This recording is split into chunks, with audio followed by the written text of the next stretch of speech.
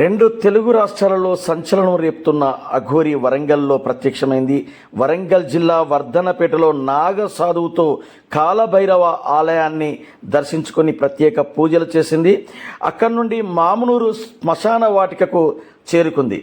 నేరుగా కాలినడకన భద్రకాళి అమ్మవారిని చేరుకొని అక్కడ అమ్మవారికి ప్రత్యేక పూజలు నిర్వహించింది. పోలీసులు భారీ బందోబస్తు ఏర్పాటు చేశారు. जय भद्रकाली माता की, भद्रकाली माता की।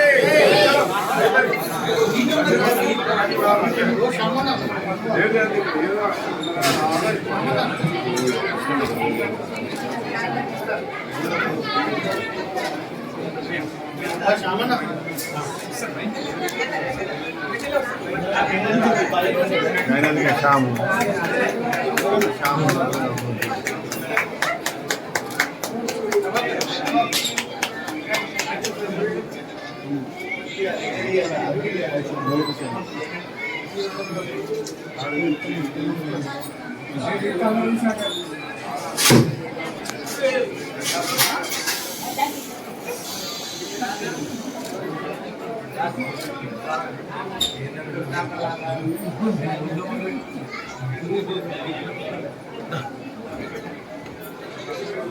मेरा ना लो बटला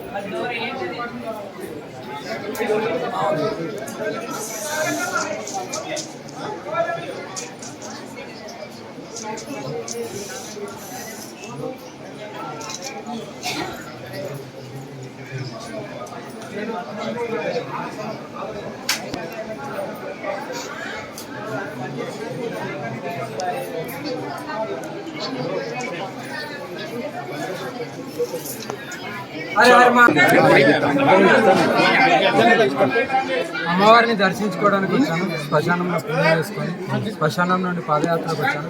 అమ్మవారి పిలిచింది కాబట్టి నా వంతు నేను వచ్చి అమ్మవారికి చెప్పుకొని ప్రజలందరూ బాగుండాలి, అందరికీ ఏ కష్టం రాకుండా కాపాడుకోవాలని నా వంతు నేను లోక కళ్యాణం గురించి వచ్చిన కాబట్టి అదే చేసి నేను వెళ్తున్నాను. భద్రకాళికి సంబంధించి దేవి ఉపాసకులు చాలా మంది పూజా విధానం చెప్పలేము మేము, మా పూజా విధానాలు ఎవరికి కూడా చెప్పలేము. దీని తర్వాత ఏం జరుగుతుంది? భద్రకాళి తర్వాత ఎక్కడికి సస్పెన్స్.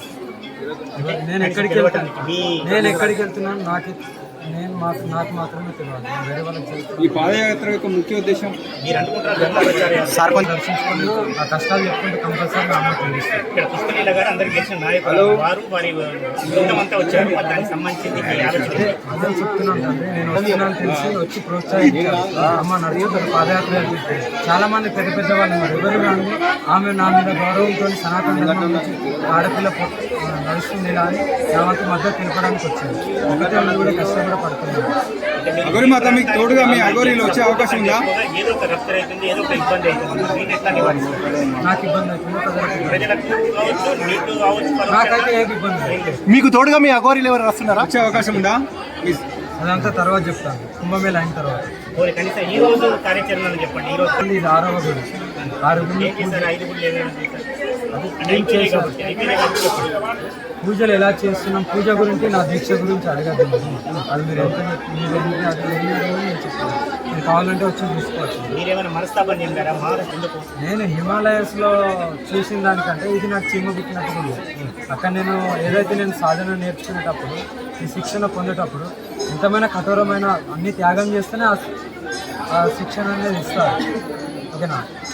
అలాంటప్పుడు ఇది నాకు చాలా చిన్నది, విమర్శలు కానీ అడ్డుకోవడం కానీ ఇలాంటివి నేను పట్టించుకోని. నా పోరాటం అనేది నేను దాన్ని మాత్రమే చేస్తున్నాను. త్వరగా చెప్పండి. ఈ పదవిన రోజు భక్తులకి ఏం సందేశం ఇస్తారు? అందరూ కలిసి కట్టుకుందాం, సనాతన ధర్మాన్ని కాపాడుకుందాం, గోహత్యను ఆపడం, ఆడపిల్లలను మన ఆడపిల్లలను మనమే కాపాడుకుందాం. హర హర మహాదేవ్. జై శ్రీ మహాదేవ్. మీరు కుంభమేళకి జై సనాతన ధర్మ.